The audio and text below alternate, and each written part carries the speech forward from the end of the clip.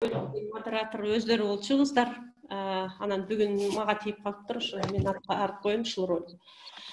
Биз бүгүн темасын уктуңуздар, балдардын коопсуздугу жана жыныстык тарбия боюнча болот. Биздин спикерибиз Гүлмира Алдакеева. Гүлмира Алдакеева Аутсадан, Борбордук Азиядагы Америка университетинин антропология программасын бүткөн. Андан кийин Германияда 2005-жылы Байрытта ошол эле антропология адистиги боюнча магистратураны бүткөн. Азыркы кезде Гүлмира Германияда жашайт, 3 баласы бар. Өткөндө ата-энелер тобунда дагы чыгып, китеп окутуу боюнча, китепке кызыктыруу боюнча сүйлөгөн. Анан элдин баары эле ойлоп калышты, Гүлмира жөн эле ата-эне экен деп. Гүлмира кызыбыз окумуштуу, ал деген Африкага барып, Нигериядагы топтун Хауса, менимче Хауса тобу менен ошолордун тилин үйрөнүп, ошолордун тилинде этнографиялык иш жүргүзгөн. Изилдөө темасы болсо молдолор болчу. Биз ойлоп атабыз, кийинки бир изилдөө лабораториясынын изилдөөлөрү менен тааныштыруу бөлүгүндө Гүлмираны дагы чакырабыз. Иш атаң кызыктуу. Бул жөнүндө да угасыздар. Азыр ата-эне катары жана өзүнүн азыркы кийинки кесиби медицина тармагында улантып атат.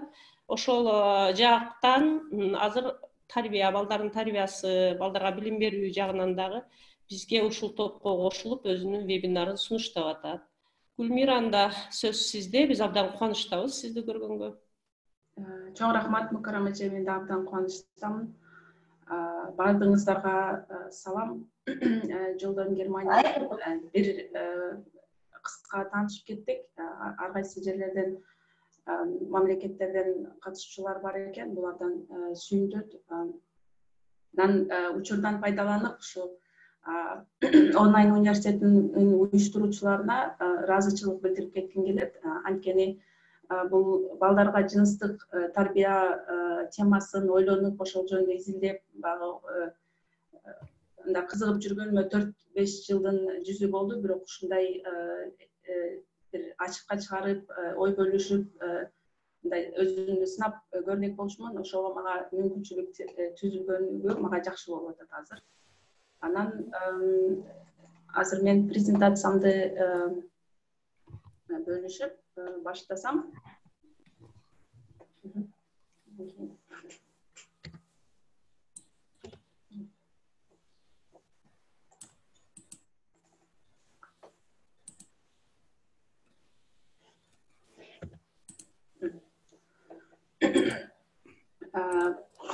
Балдардын коопсуздук, негизи жыныстык тарбия темасына кызыгып калуумдун себеби, биринчиден өзүмдүн 12 жаштагы балам бар. Анан Германияга келгенде бул жакта жыныстык тарбия сабагы милдеттүү түрдө берилет. Анан ошол себептен баланы ошо жыныстык тарбиясын бала бакчадан баштап, азыр мисалы өспүрүм курагына чейин өтүп келатабыз ата-эне катары. Анан биз үчүн, кыргыз коому үчүн сиңирип алчу, бир үйрөнүп алчу көп нерселер бар экен. Анан экинчи жагынан азыркы кийинки учурларда абдан интернеттин өнүгүшү менен бизге баарыбызга белгилүү болгон балдарга, кичинекей балдарга, жашы жете элек балдарга зомбулук абдан көп болуп атат. Бул сексуалдык зомбулук жана ошондой эле жаш кыздардын каалабастан боюна бүтүп калуу проблемалары, баланы тыштап кетүү, тукумсуздук деген маселелер абдан көп, ажырашуулардын саны абдан көп.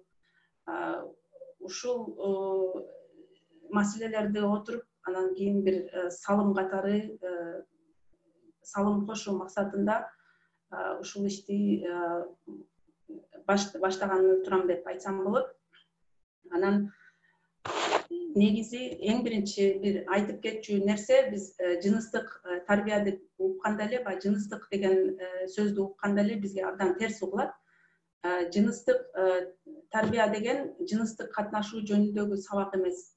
Буну ата-энелер укканда деген биздин балдарыбызды эрте жыныстык катнашууга кирүүгө же болбосо жыныстык катнашууну мактоого, бир үндөө ошого жетелөө, үйрөтүү деп түшүнбөшү керек да. бул тескерисинче эгер жыныстык тарбия сабагы убагында жана туура берилген учурларда балдардын өнүгүүсүндө көптөгөн мындай жакшы нерселерди алып келет экен да. Бул эң биринчиден балдардын коопсуздугу, балдардын коопсуз балдар өзүлөрүнүн коопсуздугун кандай сактайт жана ошондой эле ата-энелер үчүн балдардын коопсуздугун кандай сактайт. Анткени көп учурда баягы ата-энелер ойлоно бербейт экен да, биз мындай жаман нерсени ойлонуп же болбосо баягы маалымат аз да, илимий баягы такталган маалымат, ишеничтүү маалымат аз болгон үчүн ата-энелер мындай ойго алып ошону ойлоно бербейт экен да. Анан жакшы жыныстык тарбия берилген учурда балдар деген жоопкерчиликти жана аң сезимдүүлүктү үйрөнөт экен. Бул мамиле курууда, аял эркек мамилесинде жана ошондой эле үй бүлө курууда аң сезимдүүлүк өрчүйт экен. Тазалыкты жана саламаттыкты сактоого кам көрүлөт, ошону үйрөнүшөт жана ошондой эле ата-эне жана баланын ортосундагы ишенимдүү мамиленин курулушуна өбөлгө түзөт. Жана ошо дагы эң эле мындай тамам бердим го. Эң эле кечиресиздер.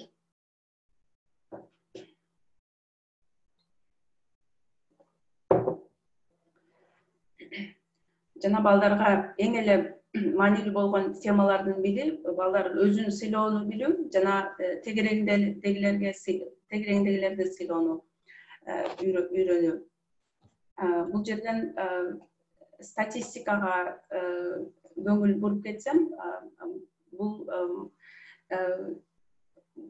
балдарга жыныстык тарбия мындай иретке салынган мамлекеттерден алынган статистиканы Кыргызстан менен салыштыруу аракети. Мисалы, эрте жаштагы төрөттөрдүн саны төмөн болот экен бул балдар жыныстык тарбияны туура алган учурда. Мисалы карасак, мен Голландия менен салыштырууну алдым, анткени Голландияда ушу эң жакшы жыныстык тарбия сабагы өнүккөн мамлекеттердин катарында алдында экен да. Анан Голландияда мисалы жашы жете элек эрте жаштагы төрөттөрдүн саны 1000 кишиден 1000 кыздан 4 киши жылына төрөйт экен. Ал эми Кыргызстандын мисалында 1000 кишинин ичинен 32 кыз төрөйт экен. Мындайча айтканда, Голландияндан 8 эсеге көп.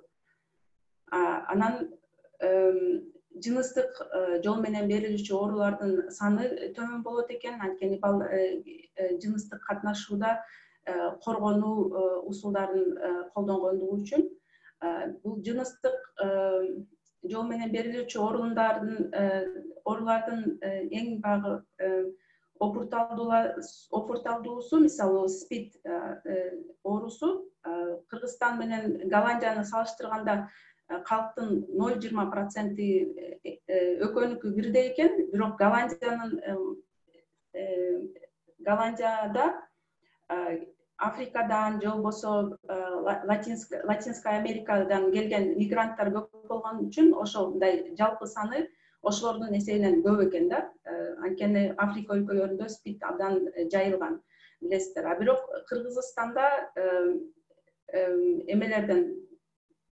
Кыргызстандын мисалында Кыргызстан азыр СПИД боюнча дүйнөдөгү СПИД эң бат өнүккөн өлкөлөр 7 өлкөнүн ичинде кирет азыркы учурда. Анан дагы бир маанилүү нерсе, биринчи жыныстык катнашуу деген 1,5-2 жылга кечирээк болот экен балдар маалымат алган учурда.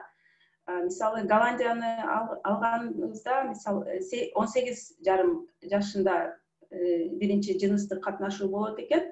Ал эми Кыргызстанда 20,5 жашта болот экен. Бирок эгер биз жаштарды мына ушундай жыныстык сабаттуулукка үйрөнгөн учурубузда бул 22-23 жашка чейин жылышы мүмкүн деген сөз экен да. Бул 22-23 жашы деген толук калыптанып, жетилип, окуусун бүтүп, иштеп калган жаштар деген сөз да. Анан партнерлордун саны дагы азайганын билебиз. Азайат экен партнерлордун саны. Бул мисалды мен атайын жаздым, анткени биз балдарга жыныстык тарбия берген учурда бузулуп кетет деген ой бар. Мисалы балдарга ошол теманы айтып ачып берсек, балдар деген ошого кызыгып, бузулуп көп киши менен бир жыныстык катнашууга жол ачылат деген сөздүн тескери натыйжасы да. Анан мен ушул теманы баштарда кыргыз коомундагы жыныстык тарбиялоонун проблемалары жөнүндө проблемаларына токтолуп кетким келет. Мисалы бул жыныстык тарбия деп айтканыбызда биз эмнегедир чоңдор өзүн алдыңкы планга чыгарып жиберет да. Мисалы биз деле андайды үйрөнгөн жок эмес белек, чоң энем деле үйрөнгөн эмес, баарыбыз эле силерди төрөп эле, атаң менен үй бүлө куруп эле деп өзүбүздө эле мындай айта береткенбиз да, чоң кишилерчи. Жыныстык тарбия бизге мисалы азыр кереги жок. Биз ал куракты өткөнбүз, биздин балдарыбызга керек. Биз ушул проблеманы балдардын көзү менен карашыбыз керек да. Анан бирок кыргыз коомунда жыныстык жөнүндө темалар жок деп айтууга болбойт.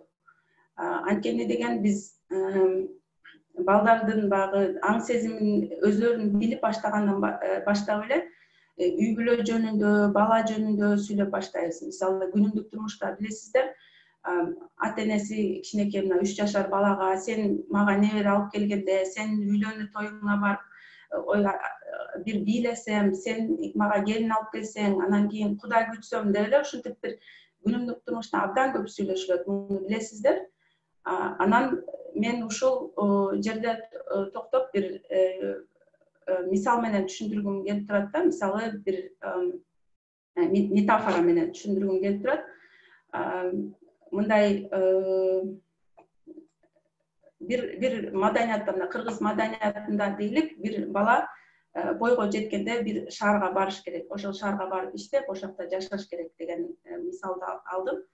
Анан бир шаардын атын мисалы Токио шаары деп коелук. Анан бала өзүн жетилип, сүйлөп баштагандан баштап эле, ой балам, сен ушу Токиого кеткенде, сен Токиодо мага белек алып келгенде, сен ошол жака иштегенде, анан экөөбүз саякаттаганда, мен сен тозуп алганда аэропорттон эле сүйлөп атат. Балага үйрөтүп атат. Анан баланын бир маалымат алып атат да, бала деген ата-энесинин үлгү катары абдан бир чоң бийик зат катары карайт. Анын башына маалымат чогулуп, анан бир 4-5 жашка келгенде сурайт: ата, мен ошо Токиого кантип барам? Десе, атасы: жок балам, мен аны сага айта албайм, бул уят. Муну деген биз кыргыздар сүйлөшпөйбүз, мен атам да сүйлөшкөн эмес, биздин тукумда андай нерсе болгон эмес. Бирок кандай болсо дагы ошол Токиого баргынын деп балага бир ушундай эме келди да. Анан бала уялып калды. Бул уят тема турбай, мен ушуну сурап койдум. Анда мен өзүм табайын депчи, өзүм табайын деп. Анан бала ойлонуп жүрөт, анан бир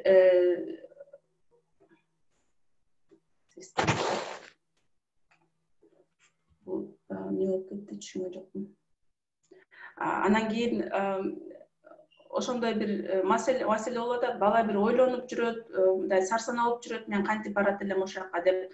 Анан бир дагы бир жаш учурунда бир өзүнөн чоңураак балдардан угуп калды. Токио деген шаарга 18 жашка чыккандан кийин күн чыгышты көздөй жөнөсөң ошону жетет экенсиң деп, анан бала ошону угуп алып, анан 18 жашына чыкканда жөнөдү дейли.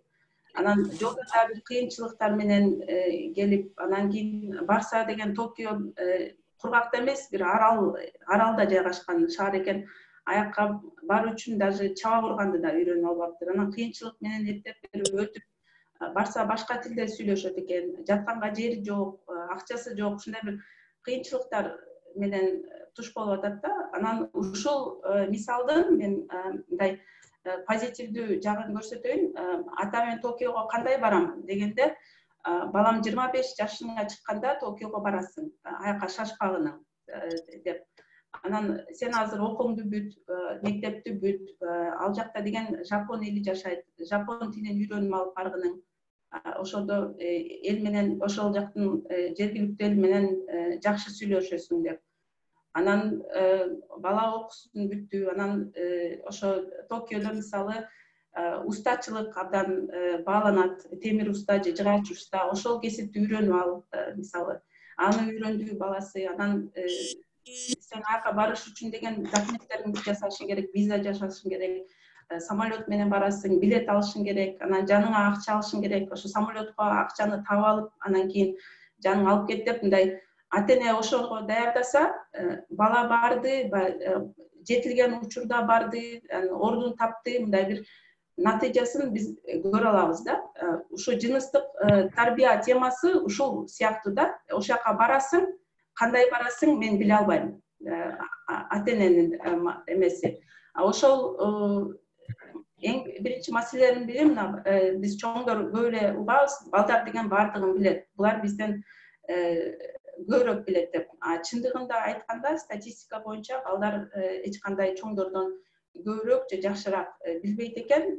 Албетте маалымат көп болушу мүмкүн. Азыркы учурда өзгөчө, мисалы интернет аркылуу, соц тармактары аркылуу маалымат абдан көп.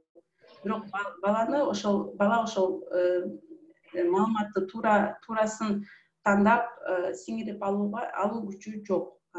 Анткени интеллектуалдык дүйнө таанымы ошого жете элек. Анан Кыргызстанда бул жыныстык тарбия көбүнчө тыюу салуу же коркутуу методу колдонулат. Ошол эле учурда бул тыюу салуу жана коркутуу методу кыз балдарга абдан көп айтылат. Мисалы, чыкпагының, баспагының деп мындай билесиздер, кыз балага кандай тарбия. Ал эми эркек балага деген чектөөлөр жок. Мисалы, балдар сыртка чыгасыңбы, кечинде келесиңби, эртең менен келесиңби, мындай балдарда мындай эркиндик көбүрөөк да, терс мааниде эркиндик көбүрөөк. Анан дагы бир проблема бар Кыргызстанда. Кичинекей балдардын жыныстык органдарын тийүү, эркелетүү, кээ бир жактарда өөп коюу деген нерсе дагы бар. Өзгөчө эркек балдарды мисалы ап жиберчи же болбосо көрсөтсөң акча берем деп чоң кишилер тамашалаган учурлар да көп болот да. Анан балдар деген көбүрөөк көзөмөлсүз калтырылат. Балдарды мындай көчөгө салып коебуз, көчөгө барып ойноп кел. Анан ким менен ойноп атат, эмне жөнүндө, ким менен эмне жөнүндө сүйлөштү, каяка кетип калды деп мындай көп териштирбейбиз да. Жүрөт, башы көрүнүп, балкондон карап коюп, башы көрүнүп жүрөт, балам аман жүрөт деп коюп, ушу көз жасында калтырып койгон учурлар көп болот. Анан эң чоң проблемалардын дагы бири балдарды уруп согуу жана күчкө салуу абдан жайылган. Бул уруп согуу деген тентек кылганда эле жазаландыруу гана эмес, мисалы бала бир нерсеге макул болбогон учурда дагы уруп, күчкө салып, ошону жасатып койгон учурларыбыз көп болот да. Анан ошол кийинки проблема ашыкча чыдамдуулукка үйрөтүп, катаал турмушка даярдайбыз балдарды. Уруп койгондон кийин ыйламагының, унчукпагының, проблемаң болсо айтпагының, чыдагының деп, мисалы көчөдө бир уруш, согуш болсо балдардын көзүнөн далдоо койбой, балдар каратып, мындайды дагы көрсүн, билиш керек бала деп, ушундай бир оор нерселерди, баланын психологиясын аябайбыз да Кыргызстандачы. Анан баланы көп эркелетпей, мисалы, мээрим көптү көрсөтпөй, бул эметип кетет, тентек болуп кетет, эрке болуп өсүп калат деп ушундай коркуулар бар да.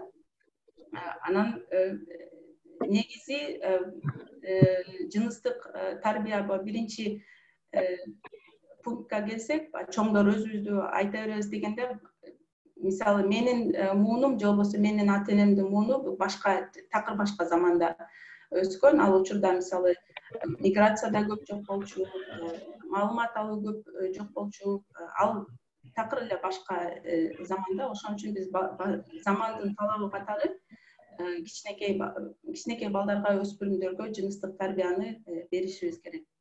Анан мен бул зомбулук маселесине токтолуп кетким келип турат. Мисалы, сандарды карасак, 2020-жылы аякы 4 айда 24 бала Кыргызстанда сексуалдык зомбулукка кабылган экен. Бул абдан көп көрсөткүч. Бул 24 деген сан ачык билинип калган учурлары. Анан ачык билинип калган учурлары. Анан сексуалдык зомбулук деген из калтырбаган учурлар да көп болот. Бул эмне деген сөз? Балким баланын жыныстык органдарын кармоо, же болбосо чоң киши өзүнүн жыныстык органдарын балага карматуу, балага сүрүнүү же баланы бир массаж кылуу, ушундай сыяктуу нерселер да сексуалдык зомбулук болуп саналат. Мындай көрүнүштөрдү мисалы сотто далилдеп берүү абдан оор. Анан эмне үчүн оор? Анткени балдар ошол травманы кайра айтып берип, баарын эстеп, ушинтип балдар үчүн абдан оор нерсе да. Ошондуктан мына көрүп турасыздар, балдардын сексуалдык зомбулукка кабылган балдардын 1% гана ата-энесине айтат экен. Бул дүйнөлүк статистика. 10-15% иш гана сотко жетет экен. Анан дагы бир ойлоно кетчүбүз, ата-эне катары ойлоно кетчү нерсе, 90% сексуалдык зомбулуктун 90% үйдө же үйгө таанымал чөйрөдө болот экен. Мисалы, биз көчөгө чыкканда билебиз, балдарды коргойбуз, коопсуздугу жөнүндө баягы алдын ала бир чараларды көрөбүз.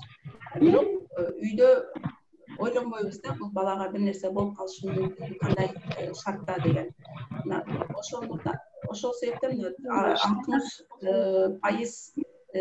сексуалдык зомбулук тааныш кишилер тарабынан болот экен. Бул мисалы баланы караган эмелер, тарбиячы деген сыяктуу, үй бүлөнүн досу, кошунасы деген кишилер. Ал эми 30% болсо туккандар, байкеси, баягы өгөй атасы же болбосо тайкеси деген сыяктуу кишилер. Бул ушул статистика абдан оор статистика. Бул ата-эне үчүн дагы муну ойлонуп сиңириш абдан оор да. Муну угуп алып деген мен айтканымдын себеби балдар ата-энелер 80-88-79 ата-энелерди буларга бир объявление кылып коелучу. Барыңыздар микрофонуңуздарды өчүрсөңүздөр, анткени спикерге жолтоо болуп атасыздар. Же администратор өчүрүп коесузбу, анткени сүйлөтпөй атат да бул жакта. Бүт барыңыздар өчүрүп койсоңор, бул жерде Кымбат Болотбекова турат өчүрүлбөй, Асель Осорова турат өчүрүлбөй. Өзүңөрдүн микрофонуңуздарды өчүрүп койгула. Кымбат Болотбековадан чыгып атат шум. Кымбат, микрофонуңду өчүрүп койчу. Өчүрдү окшойт. Рахмат.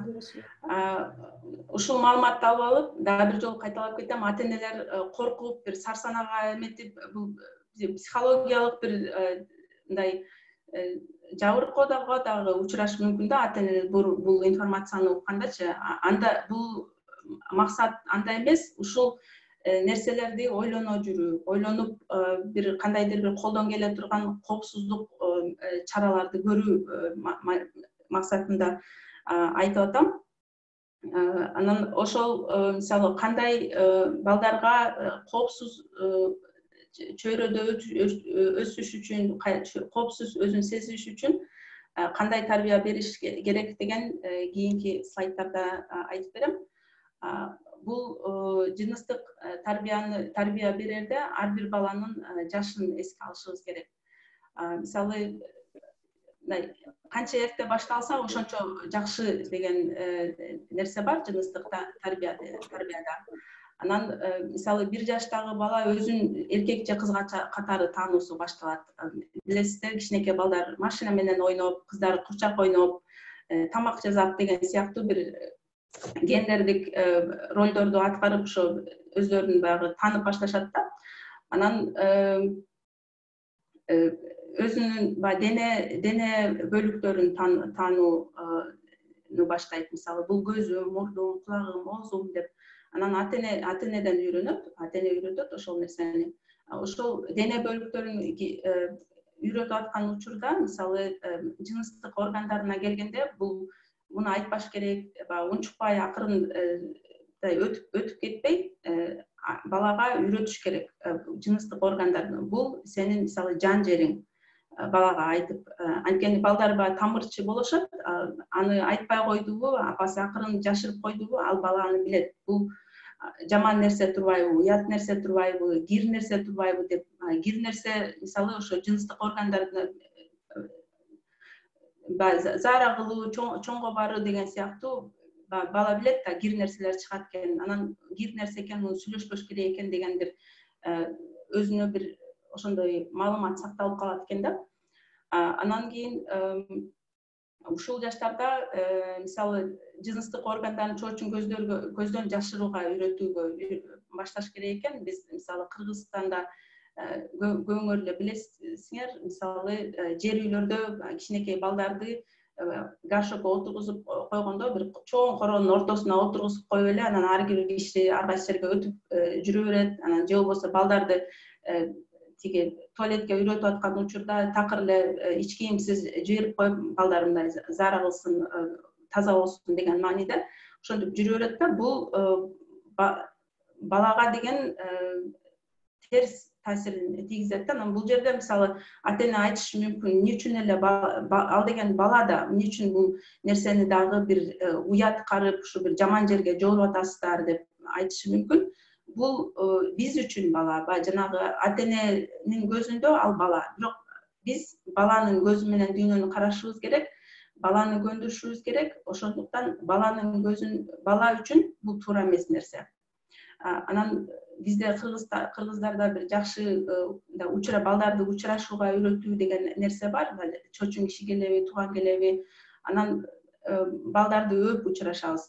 Мына ошондой учурларда мисалы кээ убакта билесиздер, балдар бир кишиге барбай чырголонуп, качып, ыйлап ушинтип эметет да. Анан биз ошондой учурларда урушуп, баргының, өптүргүнүң деп колуна берип ушинтип бир түртүп коебуз да.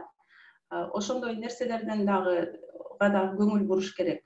Бул эми мисалы мен балдарды учурашпагыла деген нерсеге үйрөтүү эмес, бир убакыт берүү балдарга. Мына бул эжең, тайкең келиптир, тиги шаардан келиптир деп айтып берип, көндүрүп, бир таттуу нерсе берип тааныштырса, бала сөзсүз жибейт. Ошондой бир эмелерди, усулдарды колдонуш керек да.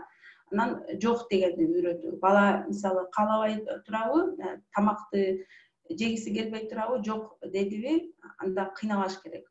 Мындай ушуну күч менен жедирем, же болбосо бир кыз балдар мисалы могул көйнөктү кийем деген учурунда албетте бир мындай баланын ою менен такыр эле болуп кетүү деген нерсе эмес, бирок балдарга деген ошо мындай жок деп айтууну үйрөтүү жана ошол айткандан кийин ата-эне катары өзүбүз баланын жок дегенин кабыл алууну үйрөтүшүбүз керек да. Андан кийинки жаш бул 3-4 жаштарына келет балдар. Бул дүйнө таанымы 1 жаштан 3 чейин өзүн тааныган болсо, бул тегерек четин таанып баштайт. Бул эмне, бул кайдан деген суроолор келиши мүмкүн. Бул эмне, бул кыз, бул ата, бул апа. бул чоң эне деп мындай бир тегеректеп чиректегилерин үйрөтүш керек да. Анан ушул кездерден баштап жана айтпадык 1 жашында ошо жыныстык органдарын жашырганды үйрөтүш керек. İç kiyim erejesi деген нерсе бар. Мисалы, сенин ич кийимиңдин ичинде болгон нерсени эч кимге көрсөтпөйсүң. Апаң жана атаң көрсө болот, чоочун кишилер болобу, сен көрсөтпөйсүң деп ошону балага мындай үйрөтүш керек. Кандай үйрөтөбүз? Мен мисалы балдарды, өзүмдүн балдарымды жуундуруп атканда, эки кичинекей баламды жуундуруп атканда, мисалы, жылаңач бир эмеге салбайм, жылаңач бир ваннага салбайм, ошол нерсеге көңүл бурам да. Анан өзлөрүнчө экөөнү бөлүп кийиндирем, анан кийин ошол өзүнчө баланы кийиндирип, өзүнчө жалгыз турган кезинде мен кайталап айта берем да, мисалы, сен бул жыныстык органыңды же болбосо жан башыңды бир киши өбөм, же болбосо кармайм, эркелетем, доктор болуп ойнойбуз деп сени кармай айта берем да, кулагына куя берем. Ушанга тийбеш керек эч ким, тийсе мага айткының макулбу деп мен баланы ушинтип кулагына куймай нерсени сунуш кылам да ата-энелерге. Андан кийин мисалы 5-6 жаштарында балдар мындай оорураак суроолорду сурап башташат экен. Ушул жаштарда дагы мен кайдан келдим, мени кайдан төрөдүң, кантип төрөдүң деген суроону бериши мүмкүн. Анан ата-эне деген жыныстык тарбияны ойлонуп жүрөт да, анан кийин ушу 5-6 жашында баягы сөздү баштады деп эметпеш керек да, өзүн жоготуп, мындай коркуп кетпей, 5-6 жаштагы баланын дүйнө таанымы кичинекей эле дүйнө таанымы болот. Мисалы, бул билесиздер, биздин үй, кошунанын үйү, анан биздин көчө, балким бир айыл өлчөмүндө эле болот бул баланын дүйнө таанымы. 5-6 жаштагы балага мисалы төрөттү мындай абдан деталдуу айтып берүүгө кажети жок. Тескерисинче мындай көп маалымат берүү, жашынан ылайыксыз көп маалымат берүү балага зыян дагы келтириши мүмкүн экен да. Мисалы, кантип айтса болот 5-6 жаштагы балага, мен каяктан келдим, мен сени төрөгөм балам, кантип төрөдүң, сен менин курсагымда болчусуң, анан кийин докторго бардык, ошол жерден докторлор сени алып чыгышкан. Анан ушундай жооп бергенде балдар деген жообуна алды, тынчып калат да, мен ушундай келген турбайм деп. Анан кайра бир 5 жашында ошондой сураса, 6 жашында кайра сурашы мүмкүн, мен сенин курсагыңа кантип кирдим депчи. Анда деле бир жаш ата-энелер билет, мисалы, бул түйүлдүктүн багы жетилүү бир мисалдары бар да, мисалы, канча жумасында бир өрүктөй болот, анан алмадай болот, анан коондой болот депчи. Ошондой эле деле айтып койсо болот да, сен кичинекей эмес, урук болчусуң, анан кийин алмадай болуп чоңойгонсуң, анан өрүктөй болуп чоңойгонсуң, ошентип отуруп, анан чоң дарбуздай болгондо сен чыккансың деп мындай оюн катары айтып койсо, бала кайра ошону түшүнүп эметип калат да. Баланы ашыкча дагы ошол бир сексуалдаштыруунун кереги жок. Жыныстык тарбия бериш керек экен, ачык айтыш керек экен деп дегендин кажети жок да. Мисалы, ошондой бир ашыкча маалымат алып, же болбосо деген ата-энесинин жыныстык органдарын көрүп, же болбосо кээде болот, ата-энесинин жыныстык катнашууда болуп көрүп калган балдар мындай бир гана көрүү эмес, мындай улам көрүп, ошо психикасына бир жабыркоо алып келген учурда балдар деген жыныстык органдарын кармап, же болбосо тырмагын жеп, ушундай бир тиктерге дуушар болушат экен да. Ошондуктан ашыкча маалыматтуу берип салуудан дагы сак болуш керек ата-эне. Анан ушул жашта деле жыныстык органдарына тийбөө керек экенин, ошол эч кимге көрсөтпө, эч ким сага тийбе деген нерсени кулагына куя бериш керек. Анан өзү жыныстык органдарын мурда сурап жүрсө, азыр деген кармалашы мүмкүн экен да. Кармалап, ошол учурда да мына дүүлүгү рефлекси пайда болот экен кичинекей балдарда. Ошондо деген балдарды урушпай, уяткарып, баягы кемсинтпей балага түшүндүрүш керек экен да. Бул сенин жыныстык органың, муну кармаба, мисалы кирип кетиши мүмкүн, ооруп калышы мүмкүн деп мындай акырын жалпак тилде бала түшүнгөндөй кылып, бир эле жолу эмес, мындай кайталанган учурда дагы бир сабырдуулук менен ошол нерсени үйрөтүш керек экен. Анан ушул жаштарда жуунганды үйрөтүп башташ керек. Мисалы ажатканага баргандан кийин жыныстык органдарды таза кармоонун жолдорун. Анан 6-7 жашында балдар мектеп курагына келишет, үйдөн чыгып, бала бакчага барган балдар деле баары бир баягы ата-эненин көзөмөлү астында болот да. Мектеп курагындагы балдар мисалы өз алдынча мектепке барып, анан кийин өзү теңдүүлөрдү үйрөнүп, кыздар менен көбүрөөк мындай кандай десем, өз алдынча бир байланышта болуп, ушундай бир убагы келет экен да. Анан кийин ушул учурларда мисалы жеке чөйрөсүн коргоону жана өзүн сыйлоону үйрөткөнгө басым жасаш керек экен балдарга. Муну мисалы кандай үйрөтөбүз? Ошол эле мисалы баланын оокаттарына, мисалы сумкасына сумкасын анын уруксаты жок ачпай, же болбосо туалетке кирип кеткен болсо тыкылдатып, же болбосо мындай бул бала да деп үстүнө кире калып, ушундай нерселерди мындай эме кылыш керек экен да, көңүл буруш керек. Же болбосо уялып атам, мени карабачы, мен өзүм кийинейинчи деген учурда дагы мисалы макул деп ошого шарт түзүп бериш керек экен.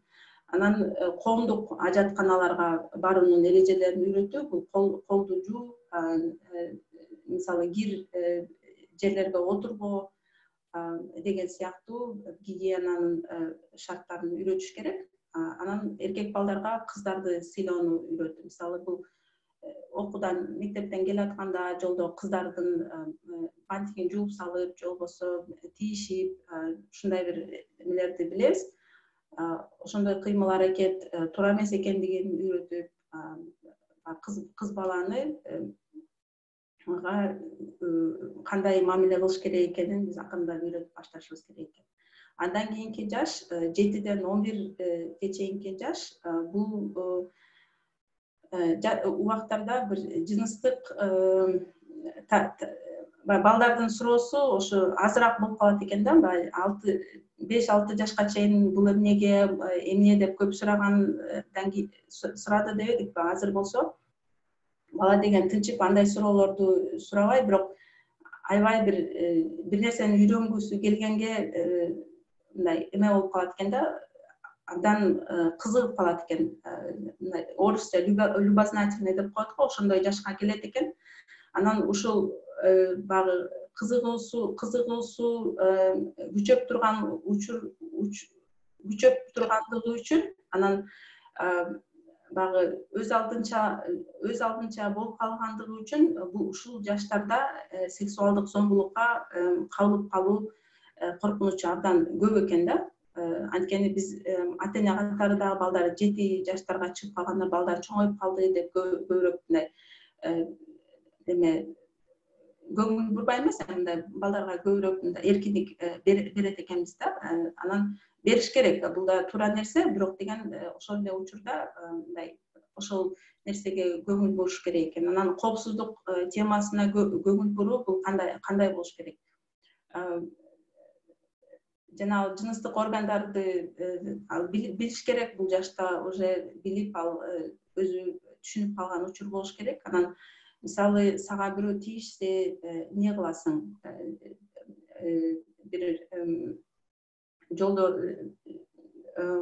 ошондой учурга кабылган кезде эмне кылышың керек? Мисалы мага айтышың керек, же болбосо атаңа айтышың керек деген сыяктуу. Ушул учурларда мисалы бир балдарга сыр сөздү үйрөтүп коюу да туура болот экен да.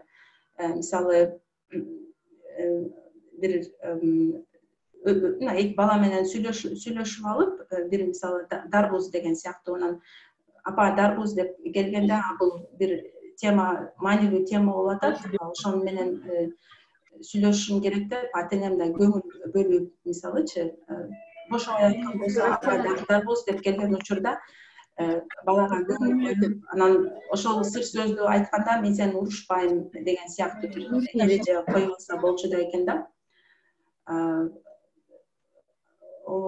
Негизинен ушул бул жаштагы. Анан 9-12 жашында балдардын денесинде боло турган өзгөчөлүктөр жөнүндө сүйлөшүш керек экен. Бул жерде мисалы бир ата-энелер балдарына айтышы мүмкүн да, бул 9 жаш деген өтө эле эрте. Баланы деген ошондой маалымат менен башын эметип, көңүлүн ошого ойлобой турган кезде көңүлүн бурбаш керек депчи. Бирок психологдор, ошо адистер айтат экен, баягы балакат жашына кире электен мурда эрте айтса, бала деген ошону жакшы сиңирет депчи. Эрте айтылып койгондо бала ошону ойлонуп, балким дагы суроолор болсо сурап, балага мындай сиңимдүүрөөк болот экен да, ошо эрте баштаганыбыздачы. Анан денесинде боло турган өзгөчөлүктөр, мисалы эркек балдар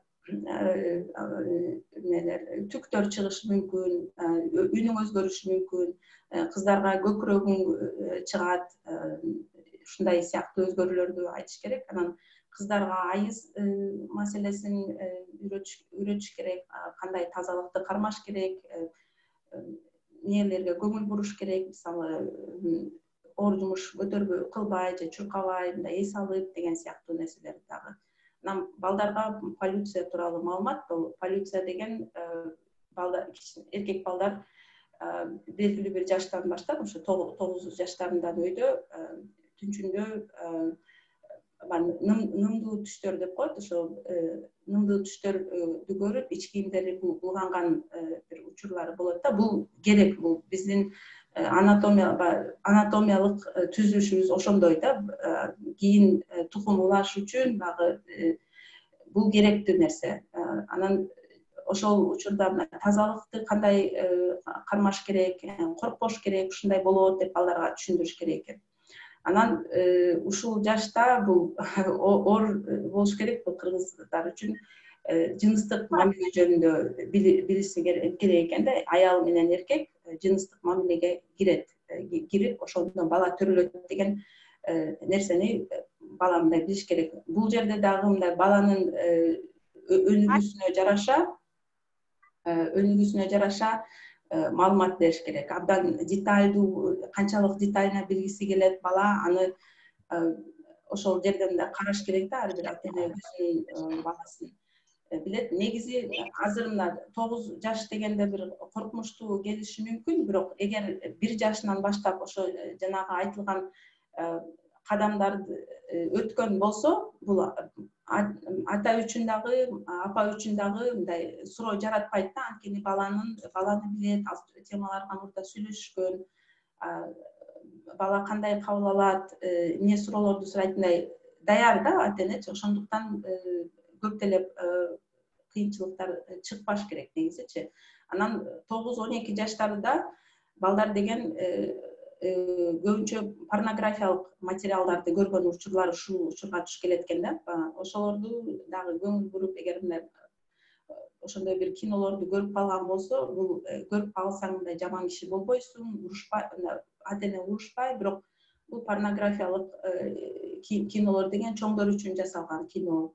Ал жак сен 18 жашыңдан өйдө мындай көрсөң болот деген сыяктуу бир ошондон баш тартырыш керек экен да, коркутпай, урушпай дегендей. Андан кийинки жаш бул 12-15 жаштары.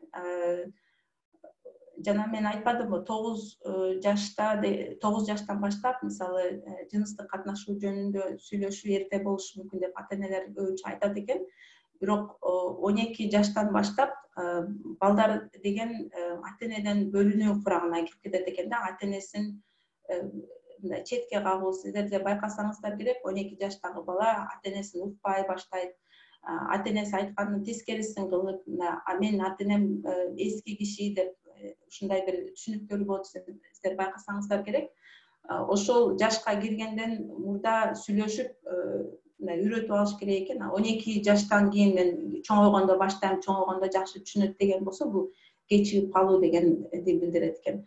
Анан айткандай эле жана женеси өзгөрүп баштап, анан ошол эле учурда интеллектуалдык жетилүү мезгили ушул жаштарга келет экен. Андан кийинки жаш 16 жана 18 жашта бул жетилип калган учурлар, кыз жигит болуу, мисалы бир сүйлөшүү деген маселелер болот экен. Анан өз алдынчалык болуп, чоң киши катары болуп калган учур экен. Мен бул жакта сүйлөшчү темаларды 12 бул жаштардан да бөлгөн жокмун. Анткени бул учурларда деген бала деген эмоционалдык мындай абалы деген ар кандай болушу мүмкүн экен да. Кээ бир балдар агрессивный, кээ бир деген уялчаак болуп калышы мүмкүн экен.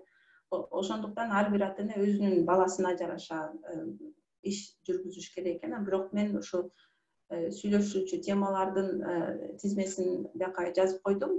Мисалы бул өспүрүмгө ишенип, чынчыл болуу, жакшы мындай ишенимдүү мамиле кылуу. Мисалы каяка бардың деген учурда, мисалы айтып аткан, бул жерде жүрдүм десе ишенип, сен калп айтып атасың, же болбосо алдабагының деп ушундай күмөн санаган, коркуп ушундай күнөм санап баладан шектүү мамиле кылса деген, бала деген ата-энеден алыстайт экен. Анан чынчыл болуу, суроо сураганда чынчыл жооп берүү. Эгер даяр эмес болсо, мен азыр бул суроого даяр эмесмин. Эртең бир китепти окуп, анан мен сага айтып берейинби жакшыраак деп мындай даярдануу убакытта алса болот экен да. Анан терс нерселерге басым жасабоо, жыныстык тарбия негизи берип атканда, мисалы жанагы айткандай эле кичинекей балдарга деген, мисалы сени сексуалдык зомбулукка кабылышы мүмкүн, сени бир байке кармап, анан кийин бир өпкүлөсө деп айтып берсе, бул бала бул нерседен коркот. Бул психикасына бир жабыркоо алып келиши мүмкүн. Ошон үчүн терс нерселерди же болбосо балдар менен сүйлөшсөң боюңда бүтүп калышы мүмкүн, же болбосо оору жуктуруп аласың деп мындай коркутуудан алыс болуш керек экен да. Анан кийин бул учурларда дагы порнографиялык материалдарды көрүү абдан көп болот экен.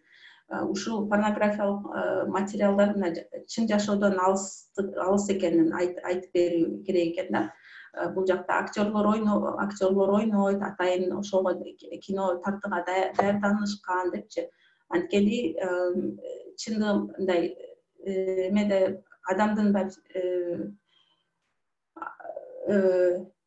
адам мындай физиологиясы боюнча негизи жыныстык катнаш 5 мүнөткө жетпеген убакыт экен да, мындай орто эсеп мененчи. Мындай порнографиялык материалдарды мындай жарым саатка чейин созулган учурлар болот да. Бул такыр чындыктан алыс нерселер да. Анан ушул нерсени айтуу абдан маанилүү экен. Анткени мисалы жаш балдар үйлөнгөндө деген өзүнүн жубайынан жубайы даяр болбогон нерселерди талап кылган учурлар болот экен да. Мисалы мен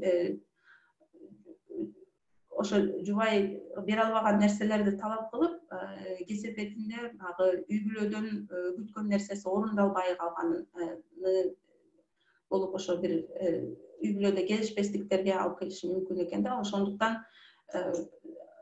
бул темага көп көңүл буруш керек экен. Анан жыныстык катнашууга эч ким күч колдонуу менен киргизе албайт деген нерсени айтыш керек. Кыз балдарга дагы, эркек балдарга да. Эркек балдарга өздөрү мындай күч колдонуучу киши боло албай тургандыгын айтыш керек. Ошону билиш керек. Анан мас абалдагы адам менен жыныстык катнашууга кирүүдөн баш тартуу, бул абдан чоң маселе. Кыргызстандын азыр Кыргызстанда мисалы кыздар клубдарга барып, анан балдар бир нерсе кошуп коюп, мас кылып, анан кийин зордуктап койгон учурлар көп болот да. Мисалычы ошол нерселерди көңүл бургула, баш тартуу керек деп ошол нерселер жөнүндө сүйлөшүш керек экен.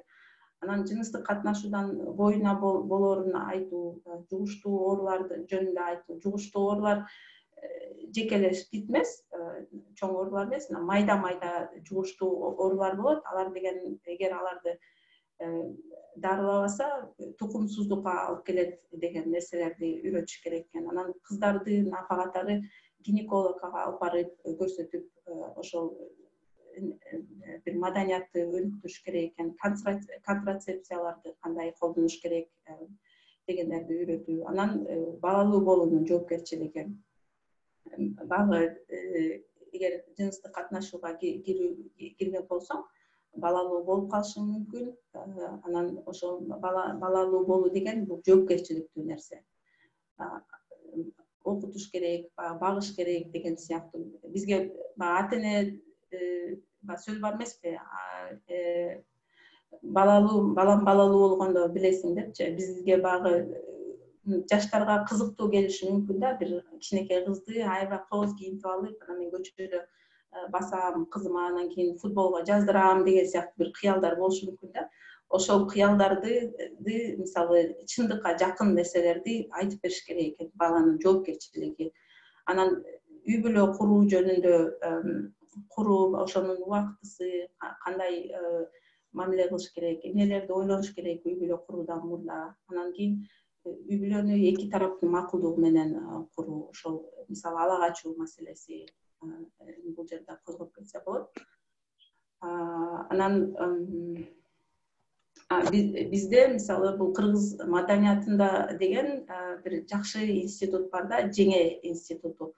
Ата-энелер мисалы балдары менен, өспүрүм жаштар менен ушундай бир темаларда сүйлөшө албаган учурларда жеңелерди мындай эмеге тартса болот да, ошо баланын тарбиясына. Мисалы балдар деген 12 жаштан өйдө жана айтпадыкпы, ата-энени мындай уккусу келбей, ата-эненин кылган терсин жасап, ошол учурларда деген булар бир үлгү боло турчу кишилерди издейт экен да. Анан мисалы жеңеси ошо ролевая модель катары чыкса болот экен. Мисалы анткени жеңеси өзү жаш, тажрыйбалуу, ошондой бир жаштарды түшүнөт, өзү дагы билет, мындай анан ишенген адам болуп, анан үй бүлөнүн кишиси, сырттан бирөөнү издебей, үй бүлөдө бала чоңоюшуна шарт түзүлүү. Эркек балдар үчүн мисалы ага же болбосо негизи кыргыздардын тууганчылык жакшы бир тууганчылык мамилелери жакшы, бөлө, тайке деген сыяктуу туугандар. Анан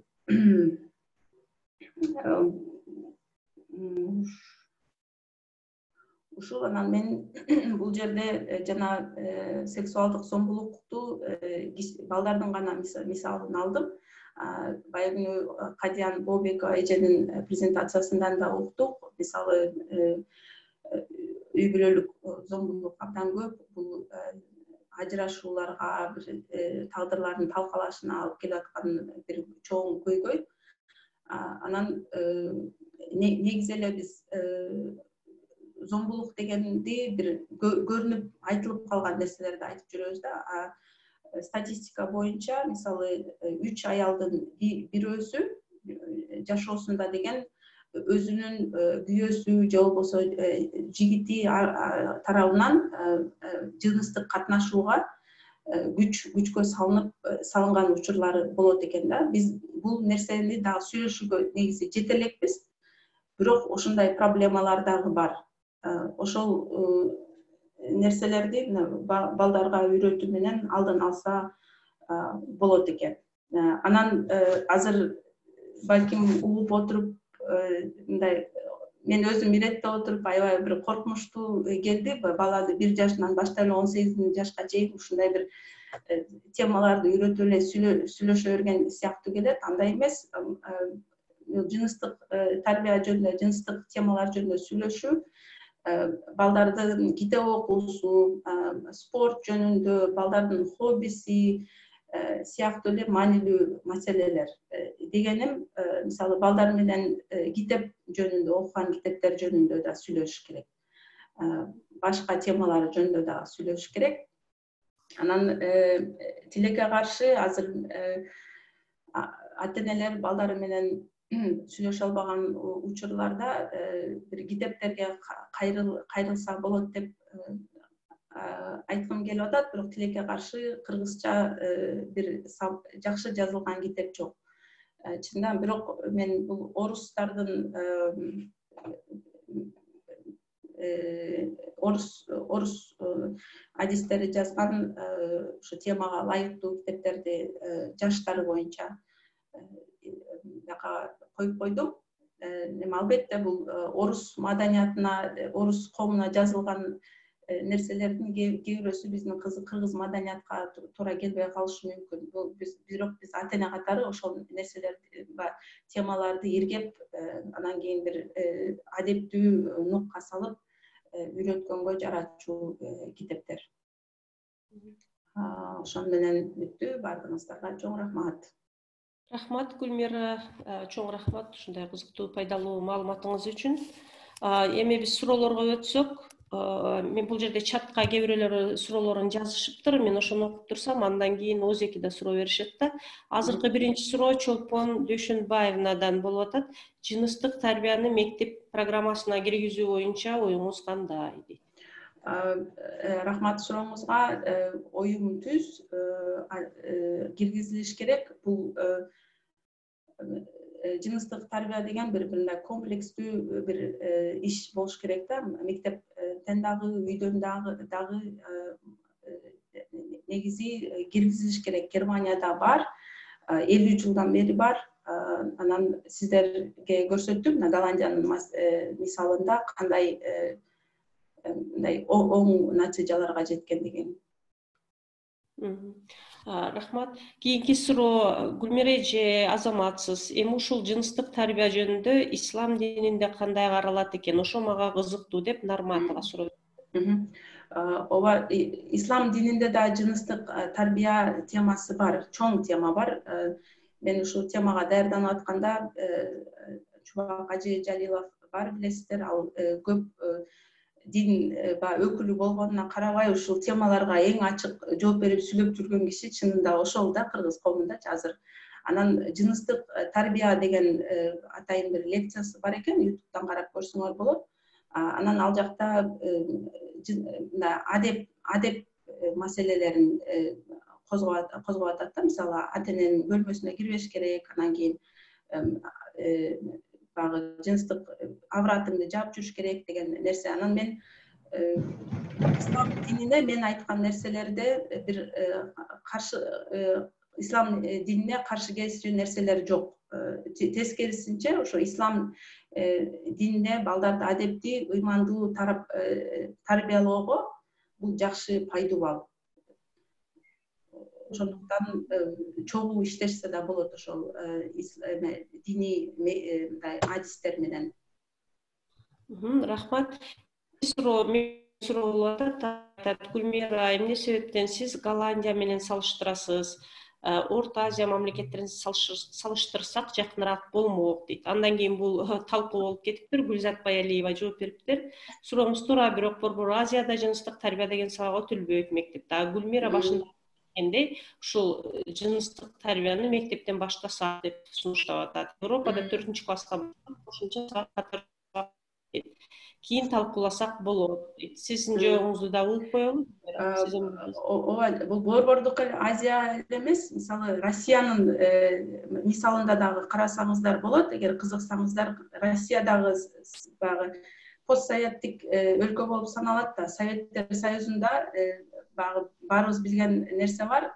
Советтер Союзунда жыныстык катнашуу жок деген бир нерсе бар. Алар деле ошол проблеманы жашап келишкен. Алар деле ошол бизге окшогон эле адистери, блогерлери, жыныстык тарбия бизге керек, биздин проблемабыз көп деп кыйкырып келаткан учурлары. Албетте алар бизден бир аз алдыдараак. Биз такыр эле баштай элекпиз. Алар мына көрсөткөндөй кичине китеп жазып, бир аз жумуштарды кылып атышат. Бирок алардын көрсөткүчтөрү бизден аябай алдыда эмес. Гүлмира, сиз жанагы экранды бөлүшүүнү токтотуп коесузбу, анткени ортодон көрүнбөй четте болуп атат да азыр делечи. Ага чейин дагы суроолорду уланта берели. Суроолоруңуздар болсо берсеңиздер болот өзүңүздөр да, кимдерде суроо болсо. Анан Мээрим кайра ушул эле талкууну улаптыр, биз деген ушул жыныстык тарбияны башташыбыз керек деген сыяктуу демге болуп атат да. Кандай дагы суроолоруңуздар болсо, микрофондорду жандырып өзүңүздөр да берсеңиздер болот. Мен айтсам болот.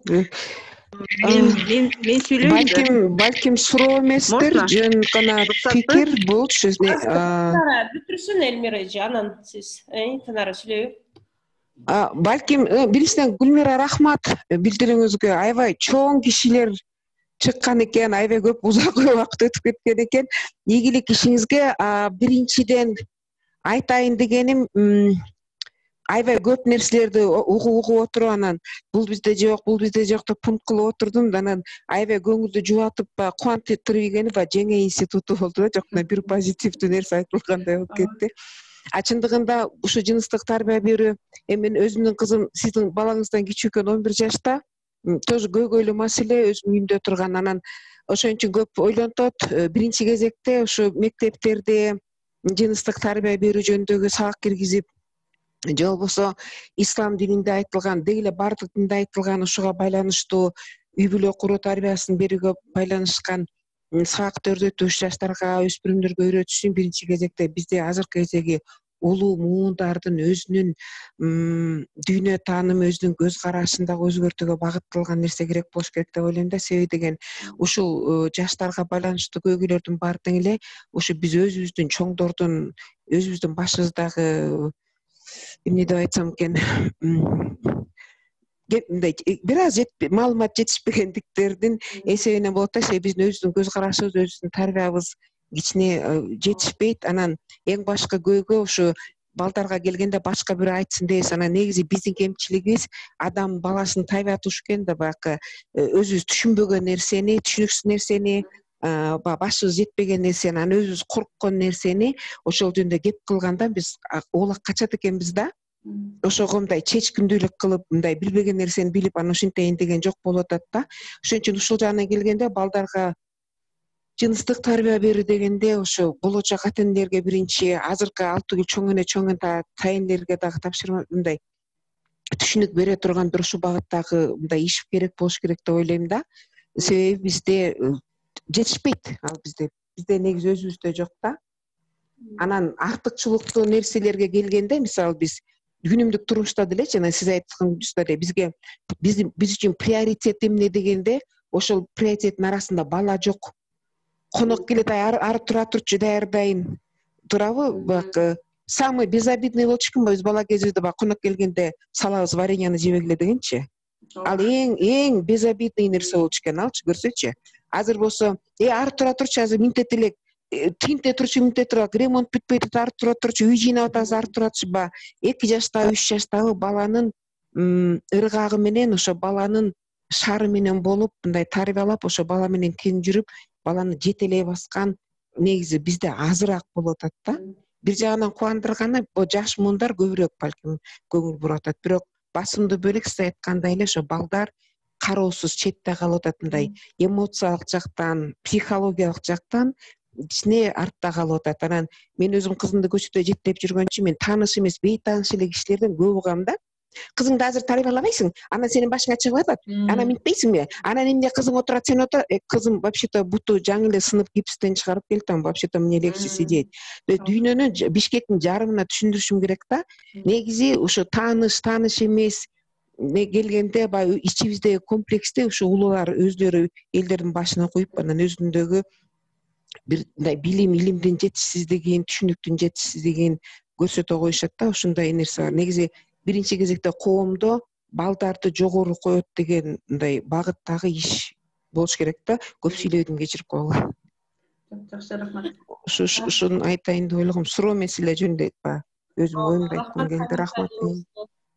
Кийинки Элмира Абирова кол көтөрүп аткан. Элмира, берсеңиз сурооңузду. Мен өзү микрофон Жок, экранды дейм.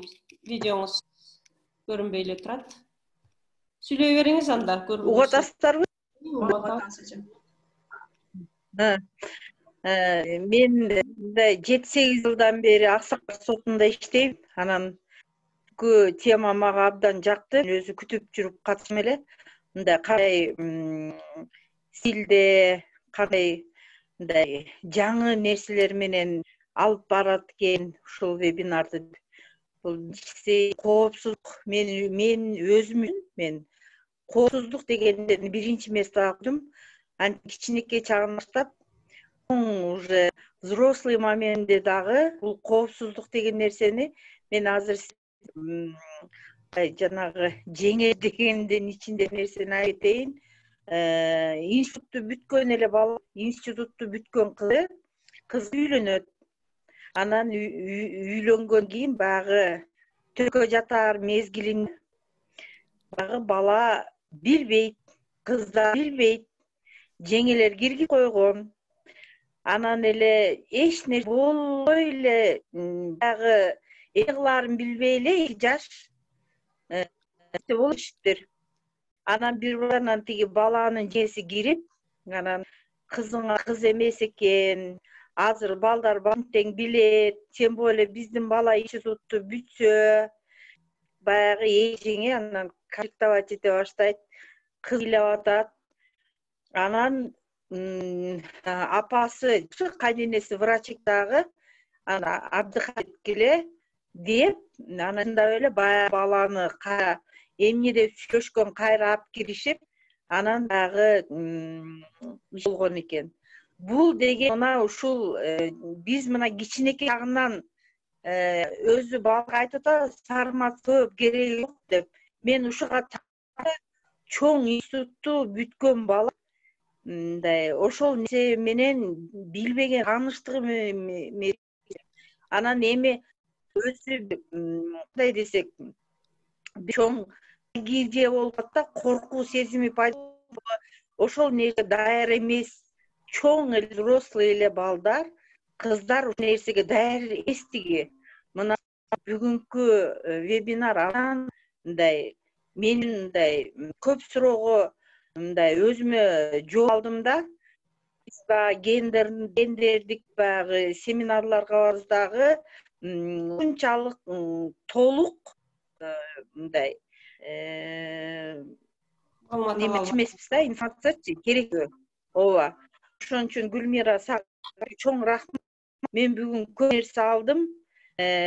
Ушул сиздер айтып аткан ушул нерсени мектепке киргизип туптуура. Анан ушул садикте энеталарды чогултуп туруп ушул нерсени баштап, бирок энеталар менен биринчи иш керек да. Энеталга жеткиз, андан кийин гана мектепке киргизиш керек. Гүлра, чоң рахмат.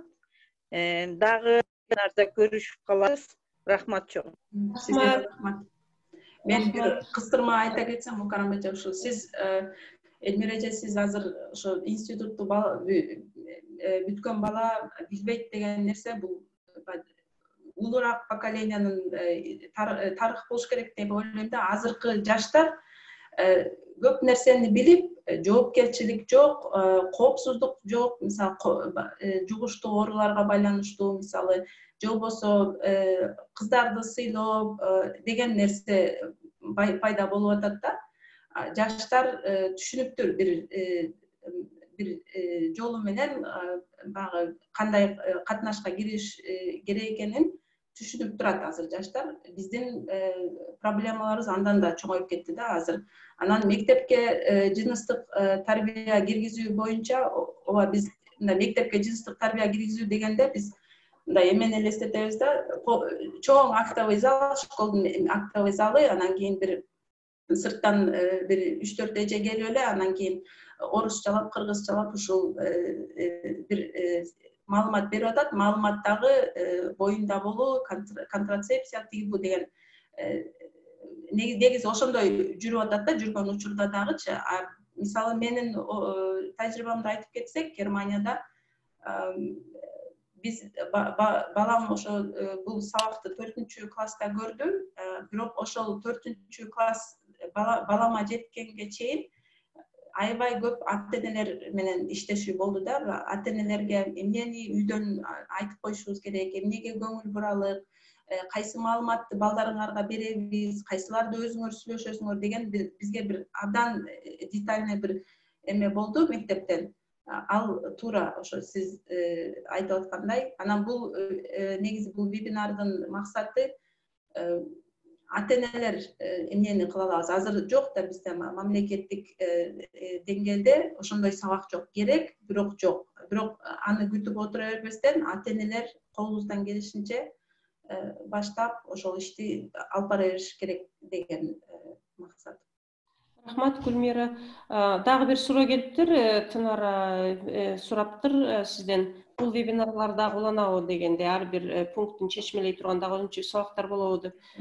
Негизи биздин оюбуз Гүлмира вебинарлар сериясын жасайбыз деп атабыз. Бул киришүүлөр бөлүмү келечекте боло турган иш. Сиз дагы кошумчалап кетсеңиз болот, эгерде кааласаңыз. Ооба, мен азыр жана башында айтылгандай медицина кызматкери катары окуумду баштап ошону нетем. Ошол мындай медициналык билимим болгондо мен балким көбүрөөк нерселерди айта алат болушум керек. Анан мен психолог эмесмин, мен маданият таануучумун. Бул жерде мен көбүрөөк азыркы вебинардагы ролум котормочу катары. Бул маданияттагы биз жашаган немис маданиятынан менен кыргыз маданиятынын ортосундагы бир орто жерин таап айтып берүү максаты болуп атат да. Бирок ошондой серияларды кылуу үчүн мисалы психологдор же педагогдор кошулса, менин оюмча натыйжасы абдан жакшы болмок. Ооба. Рахмат. Ооба, ошондой деген негизи пландарыбыз бар. Асел Осорова берип атат. Германияда жыныстык тарбия боюнча сабак кандай аталат? Жаш өзгөрүүгө жараша темалар каралабы дейт. Жакшы суроо. Ооба, Германияда ушундай эле аталат, жыныстык тарбия деп эле. Жыныстык тарбия бул жанагы табият таануу деп коебузбу, ушул сабактын алкагында болот да. 4-класстын аягында эркек балдарга өзүнчө, кыз балдарга өзүнчө өтүлөт, ошо өздөрүнүн мугалимдери тарабынан. Темаларын сурап атат да, негизи темалар. Ооба, темаларды ошо мен айтып кетпедим да, 4-класста көрүлгөнү ошо биз жанагы мен айтып кеткен 9 жаштан 12 жашка чейинки жыныстык катнашуу, денеде өзгөрүүлөр деген нерселерди каралат да. Ошо бул эң чоң сабак ошол. Бирок ага чейин бала бакчада жок деп айтуу, бир өзүн тандоо жасоо, бир кичинекей оюн сыяктуу болот. Мисалы бүгүн бизде банан бар, алма бар, кайсыны жейсиңер, тандагыла балдар деп ушинтип мындай тарбия кылышат да. Анан жок деп айтканыңарда жок. Ата-энең бир нерсени сага күч менен колдоно албайт. Андан кийин 2-класста ООНдун балдардын укуктарын коргоо боюнча конвенциясынын багы эмелери бар, пункттары боюнча ошондой бир кичинекей китепчелерди алып, ошолор боюнча сүйлөшүүлөр болгондо ушундай нукта жүрөт. Рахмат. Эми дагы сурооңуздар болсо, микрофондоруңуздарды жандырып. Менде бир суроо бар, Мукарам. Эмечи, жанакы Гүлмира айтып атпайбы эме деп, котормочу катары жана кыргыз, немис элдеринин ортосундагы депчи. Анан ушундай бир материалдар жокту экен, же бирөөрүнүн айтканы жазганы бар бекен. Неге кыргыздын жана салттык маданиятында негизи үй бүлө куруу, турмуш куруу дегендин баары бир тарбиясы болгон да. Биз эми көп нерселер жоюлуп Совет доору менен кошо жокко чыгып калган нерсе да. Ошол жөнүндө айткан кептер, же ошондой мындай бир жазылган нерселер жоктубу дегеним. Айтайын деген жанагы дал ошол илгерки салттык дегенчи, баягы Токтогул деген фильмде деле бар го, жүз көрсөтүп кыз менен жолуктуп туруп, жигит менен барда жеңеси ар жагынан туруп турат деген. Баягы көркөм фильмде көрсөткөн бир эле чети да, негизи түпкүлүгү үй бүлөдө ошол тарбия бар эле да биздечи. Жоюлуп калбады. мен дагы ушул эмеге токтолоюн дегем чынында, анан бирок убактым да болгон жок ошондой тарыхый маалыматтарды анализдегенге. Анан бирок бизде баягы улуу сөздө уят жок деген түшүнүк бар эмеспи? Бул макал эле эмес, бул дүйнө таанымынын бир эмеси да. Улуу сөздө уят жок деген нерсе бул уяттуу нерсени сүйлөшүш керек деген нерсе эмес. Улуу сөздү көз жаздында калтырбаш керек. Бул жөнүндө ачык сүйлөшүш керек деген мааниге келет да. Ошондуктан мен ойлойм бул кыргыздардын ушундай өзүнүн калыптанган элдик билими бар болгон, бирок тилекке каршы баягы орустар менен аралашып, анан бир басымдын астында жүргөндүн себебинен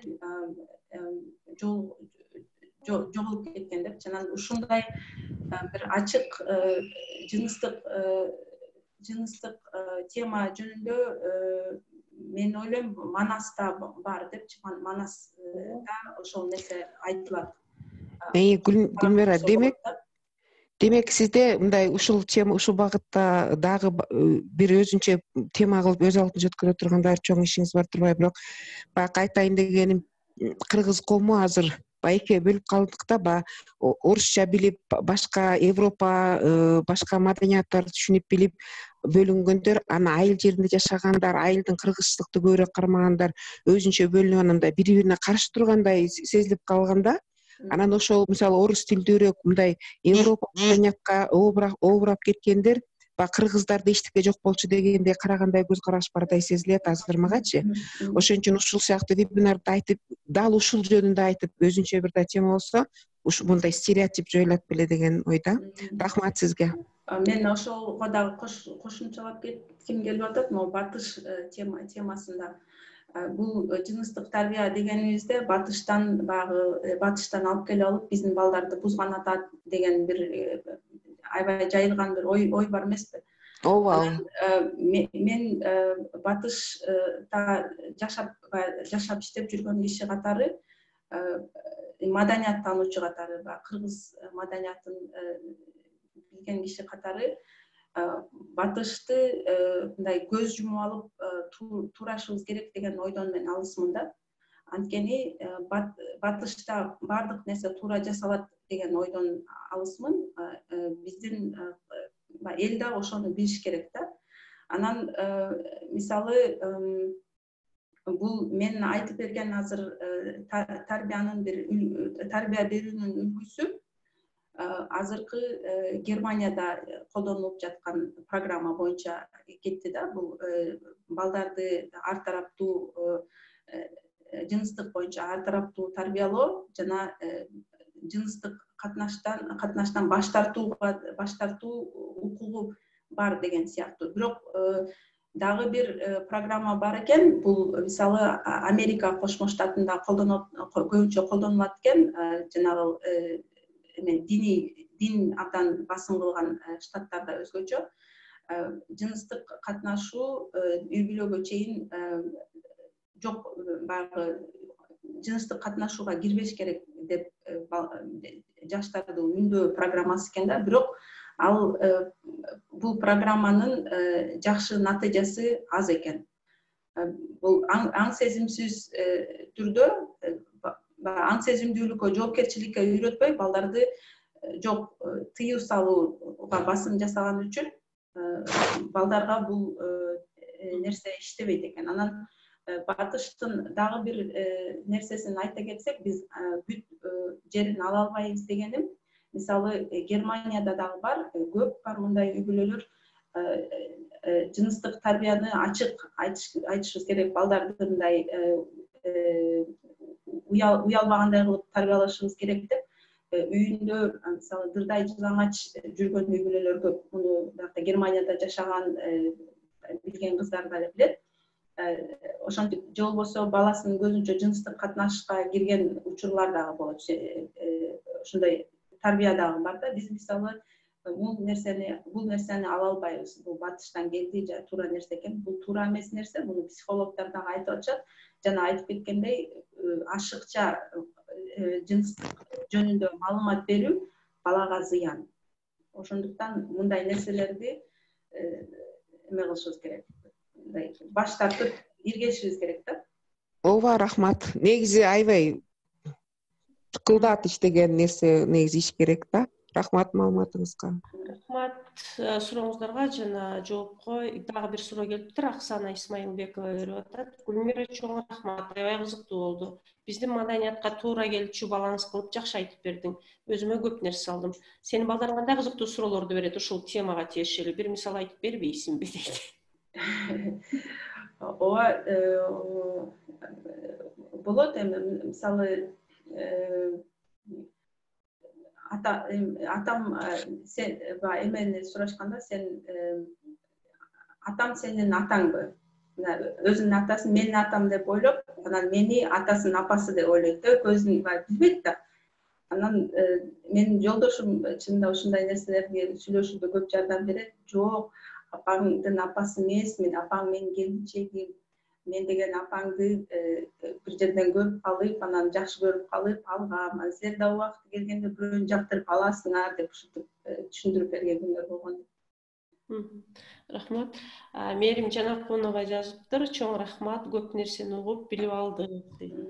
Башка сурооңуздар барбы?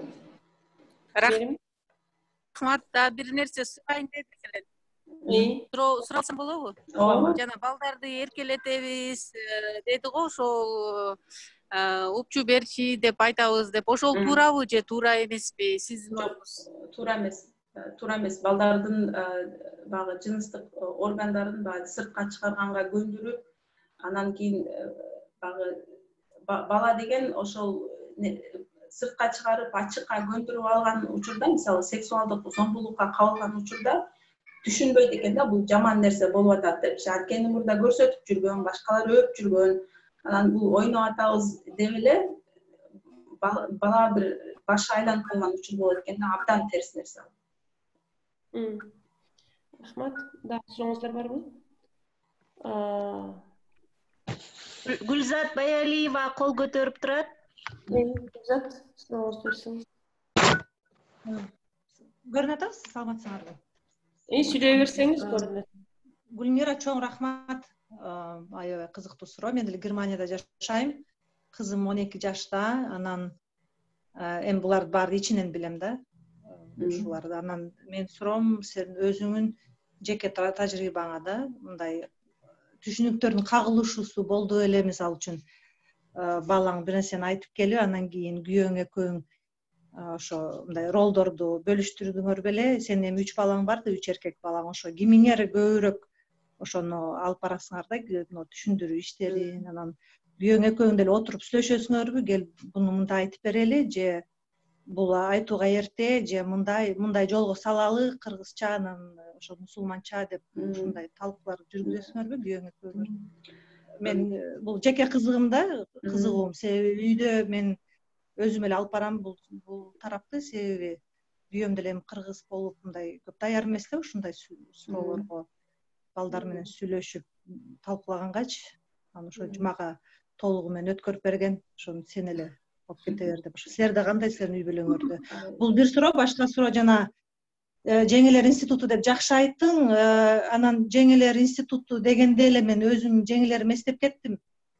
Бизди монтип тарбиялаганда, биз 15 жаш болуп чоң тас болгондо бир күнү силерди ала качып кетет, дайыма таза түрсүктү бүтүн носки кийип жүргүлө, анан ала качып кетет, анан кийин уят болосуңар деген ошондой бир жеңелер да бар болчу да.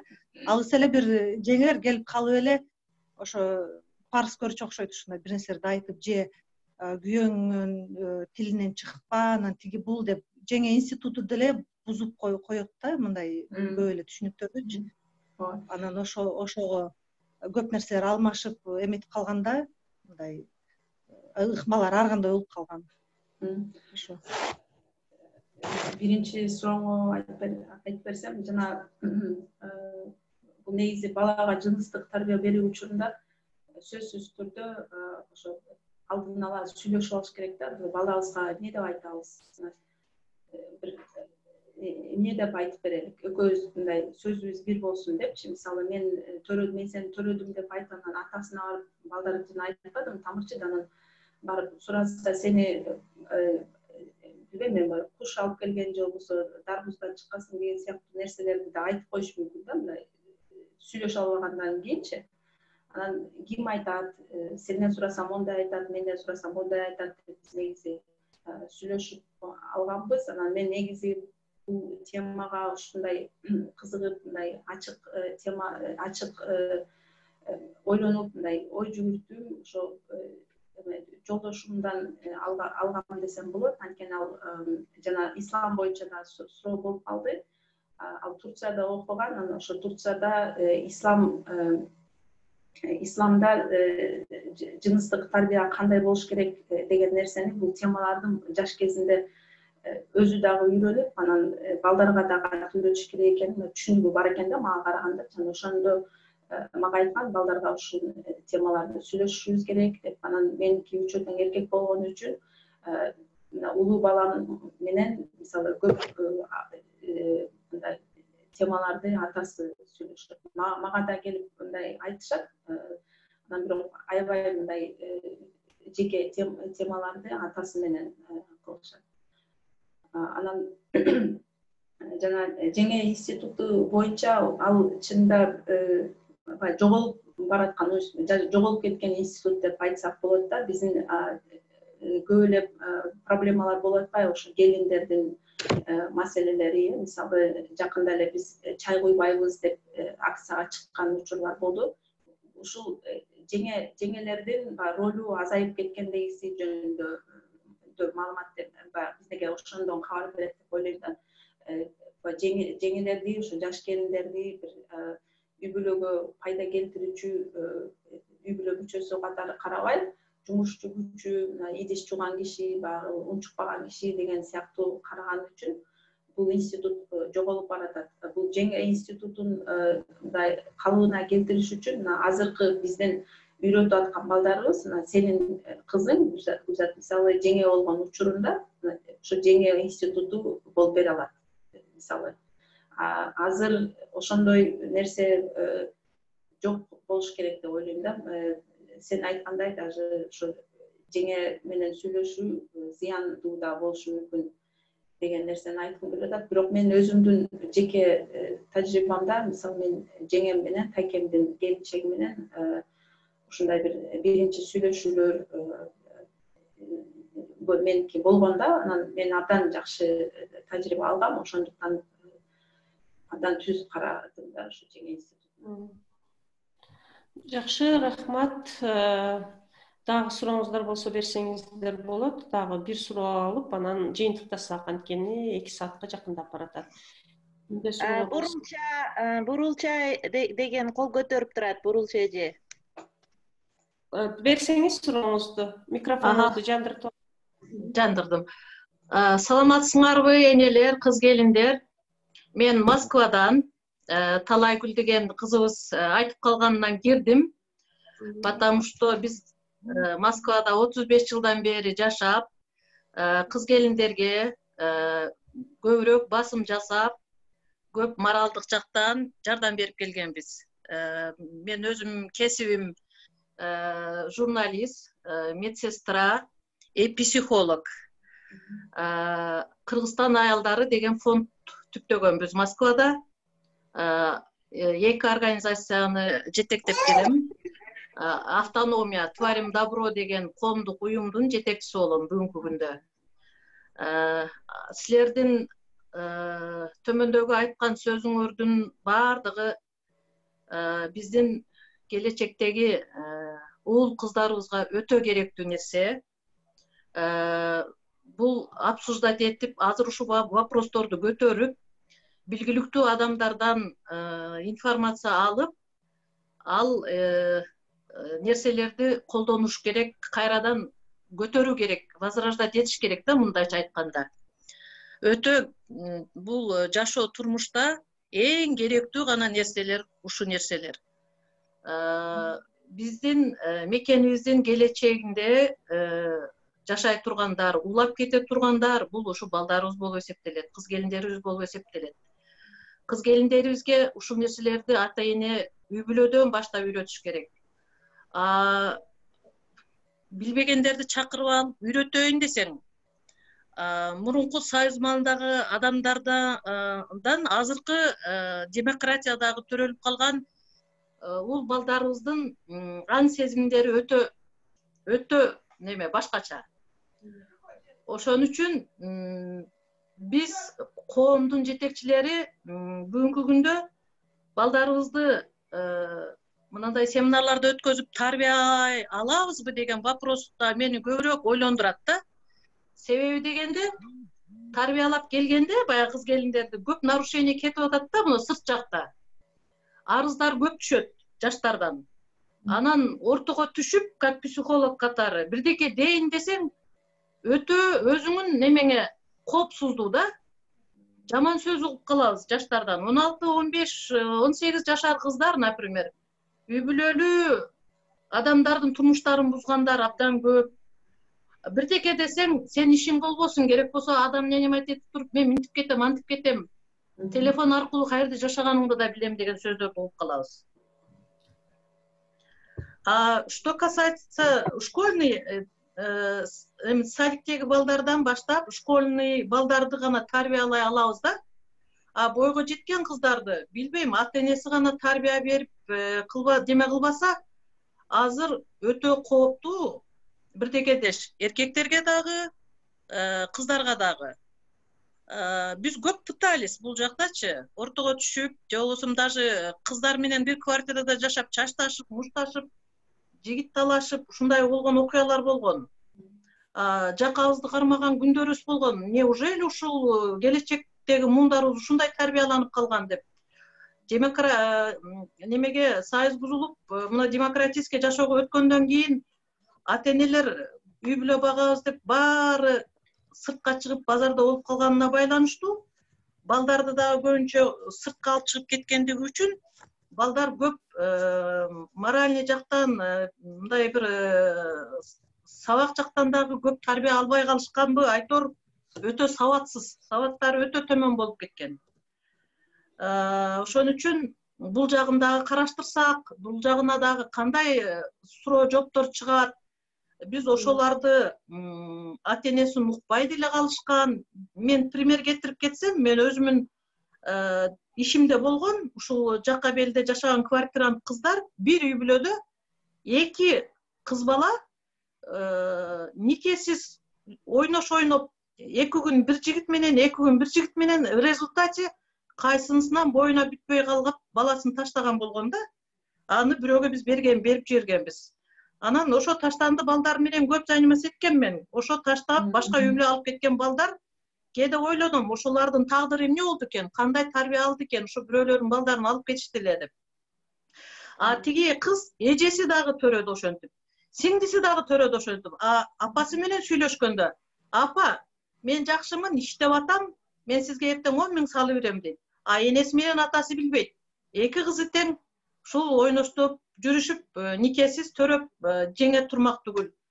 Анан ушундай кийин анан баштарын кармап ыйлап отуруп калганда, мына төмөндөгүдө эжеке айтып кетти го, баягы ортодо нике окулган түнү жеңелери свидетель катары болуп, ушул нерсе унутулуп баратат да акыркы учурларда. Ошондо балдар тиги кыздарды дагы таштай албайт. Кыздар дагы тердин алдында условия койбой жатышат. Себеби дегенде Москвада эле эмес, сыртка чачырап кеткен жаштарыбыз кыйналат. Первое время ишке орношуп, квартира акчасын салып калат, албаса албай калат. Кээ бири жолун таап кетип атат, кээ бири адашууга түшүп атат. Калаган тагдырлар канча, үй бүлө бузулгандар канча, айта берсек басыбыз чирийт да. Ошон үчүн мектепке киргизген программа менен садик школдон баштап азыр ошол каттуу киришип, талим тарбия бербесек, келечектер чатак, келечектеги муундарыбыздын жашоосу өтө талкаланган чатак. Ошол рахмат. Анан мен атайын кошулгандан кийин хотя бы ушу сөзүмдү айтып силер менен таанышканым үчүн кубанычтамын деп айтып коеюн деп, баягыдан бери чыксамбы деп баса албай отурдум. Чыгып кеткенге көңүлүм чыдабай. Рахмат мага сөз бергениңер үчүн. Ушундай мен кубанычтамын сонун аялдар бар экенине, ушул келечектеги муундарыбыз көңүл кош эмес экениңиздерге ыраазымын.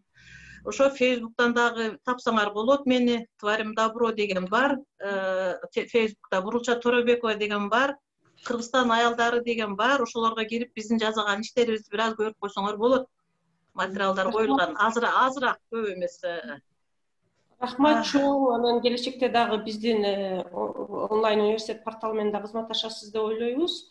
Сурооңузга рахмат. Гүлмира жооп бересизби? Бул суроо эмес, баарыбызды ойлотуп койду окшойт. Ооба, эми анда ооба. Рахмат эже, таанышкандыгыма кубанычтамын. Макул. Кийинки болгон учурларыңарда дагы неме талай булалы куруу неме алып коем, айтып коем, мага айтып кой деп, Анан дагы биргеликте иш алып барабыз. Бирибиз билбесек бирибизден билелик. Макул. Ушу чатта эле алдында телефон турат, ошого жазып регистрация кылып алсаңыз күнүгө келип турат. Бул жерде вебинарлар күнүгө болот, ар кайсы темада. Үй бүлө боюнча бүгүнкү кечеги вебинарлар болду. Андан сырткары Гүлмира сизге дагы жаңы суроолор келиптир, кыскача ошолорду жыйынтыктап коюп, азыр Мукарам эже бир Бурулча эжеге айтып коеюн. Бурулча эже, сизде WhatsApp номер барбы? Бар. Ошо чатка жаза аласызбы азыр чатка? Ушул жерде чат турат. Макул, азыр попытаюсь сейчас, Чатка жазсаңыз сизди группабызга кошуп коебуз, Чат. Макул. Чатка. Сейчас, подожди. Жакшы, анда Гүлмира эже чоң рахмат ишиңизге дейт Перизат айтып атат. Ийгиликтерди каалайм, аябай жакшы маек куруп бердиңиз. Бизде менталитетте чогуу тыгы көрүп жатканда ошондой сцена болсо карабай уят болот дейбиз. Бирок азыр баардык балдар YouTube'дан көрүп билип жатышат. Буга кандай карайсыз? Алдын ала чоң рахмат дейт. Бул Перизаттын суроосу экен. Андан сырткары Бермет Закирова рахмат, жакшы маалыматтарды алдык. Гүлмира эже сизге сиз бар болуңуз деп атат. Тынарадагы бар болуңуз Гүлмира рахмат деп атат. Анан кайра Перизаттын суроосу, окуу жайда бизде да бир жылда бир жолу ачык лекцияларга заставить этип киргизебиз да. Уялышат уккандан. Суроо бер десе столдун түбүнө кирип кетчүдөй болушат. Дагы Перизат айтат, уялып жүрүп көпчүлүк жабыркап жатышат деп ойлойм дейт. Ошолорго жалпы жооп берип койсоңуз. Жанагы телевизорду чогуу көрүп жаткан учурда уят сценаларды дегенибиз, биз ошо балдарга мындай көп көңүл буруп бир ылгабайбыз да, отуруп көрө беребиз балдар мененчи. Анан ошолорду ата-эне деген мисалы алдын ала ойлонуп, алдын ала бир кино жөнүндө эме алып койсо да болот. Мисалы маалымат алып, эмне жөнүндө болуп атат. Балдар менен чогуу балдарга ылайыктуу кинолорду көрүү мисалычы. Анан YouTube'да көргөн боюнча жана айттым, порнографиялык материалдар жөнүндө ошол темага тема менен окшош.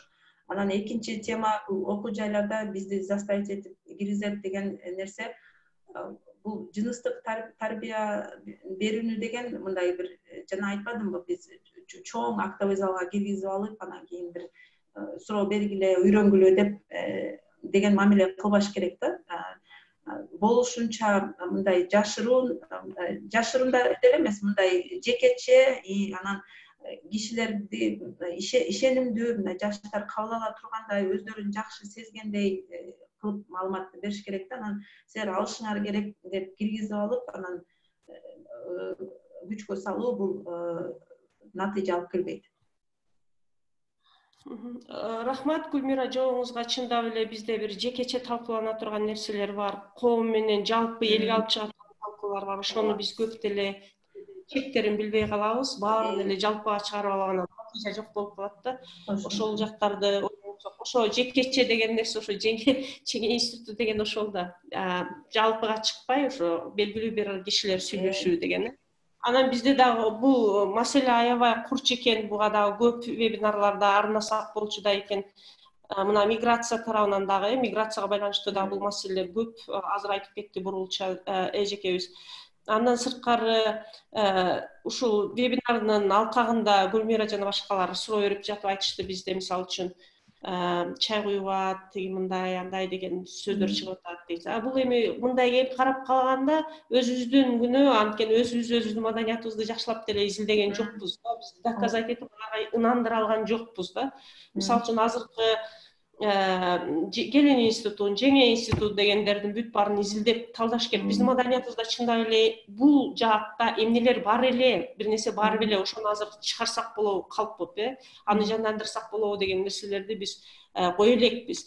Негизи эле ушул онлайн университет порталында антропологдор абдан активдүү, алардын көпчүлүгү чет элде окуп билим алып аткан жаштар болгон үчүн азыр көп жакшы кызыктуу темаларды көтөрүп атышат. Анан ушул изилдөөчүлөргө жөн эле биздин ушул жердеги катышып аткандарга дагы жаңы темалар, кызыктуу темалар чыгат. Мына Жеңе институтун изилдесин, миграция жана жыныстык тарбия деген нерсени изилдесин. Ошолорго кызыгып, өзүбүз талкуулап, өзүбүз көтөрсөк, анан мүмкүн сырттан күбөн азыраак болот. Сырттан таңылоо мүмкүн ошондо азыраак болуптур да. Эмесе ушуну менен жыйынтыктасак, Мукарам эже Элмира Абирова кол көтөрүп турат. Элмира Абирова. Бүбү эже дагы кол көтөрүп атты эле, Айсыл эже. Сиз дагы. Бүбү эже Айсыл эже суроо берип койсок. Бүтүргөнгө аракет кылсак 2 сааттан ашты да экен, кызык тема болгон үчүн. Элмира эже анан Бүбү Айсул, ооба, биринчи Элмира бересиңер, Элмира суроону. Же жыйынтыкпы же кандай? Микрофонуңузду жандырып алыңыз, угулбай атат. Микрофон. Биз мына ушул айдеги балдардын ушул шаар жердегисинде анан өзүнчө жүргөн мезгилиндеги воспитание мындай сүйлөшө турган сөздөр өтө көп. Анан мына жана актовый залга киргизип алып, баягы мойнуна байлаган итке ууга жарабайт дегендей, мен ойлойм да ушул бир жакшы кыска бир роликтерди, бир буклеттерди ушул мектепте 4-класстан баштап тарбия бир 7-класска чейин. Андан кийин уже кыздар переходный өтүп, балдар бул нерсени жакшы укпай калат.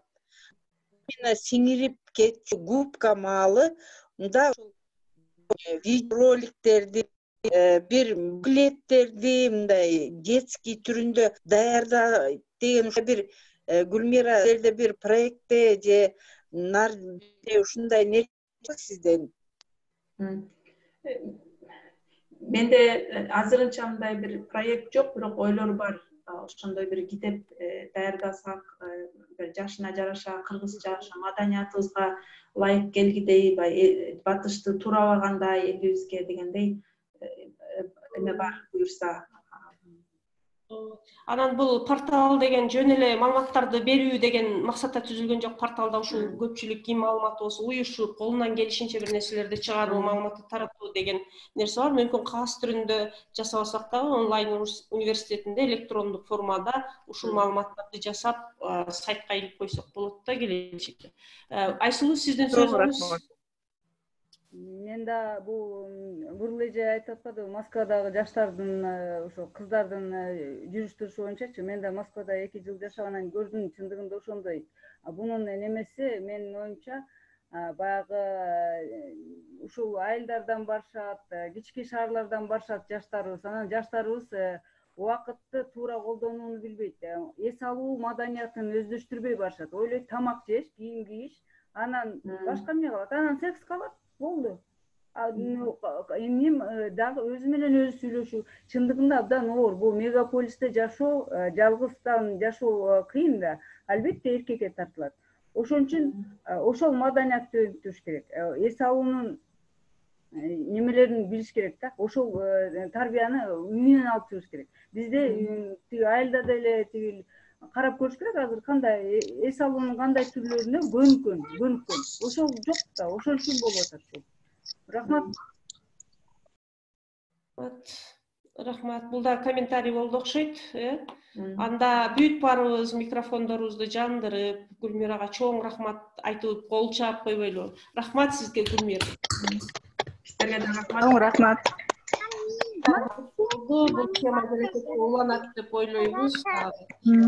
Сизди изилдөөлөр лабораториясында өзүңүздүн Африкадагы изилдөөңүздү айтып берет деп күтөбүз. Сөз, рахмат. Чыга берсек болот. Уюштуруучуларга рахмат. Рахмат. Гүлмира, сиз калайсызбы? ооба. Баарыңыздарга рахмат. Мындан кийинки вебинарларга да катышабыз. Аябай кызыктуу болду. Асел. Рахмат, чоң рахмат. Келип туруңуздар. Рахмат, Асел. Москвадагыларды да чакыра кел кийинкисине. Аудиторияны чоңойтобуз, буюрса. Рахмат организаторлорго. Буюрса, рахмат. Оренбургду да чакыралы, Толкунду. Оренбургдагы кыргыздарды. Макул.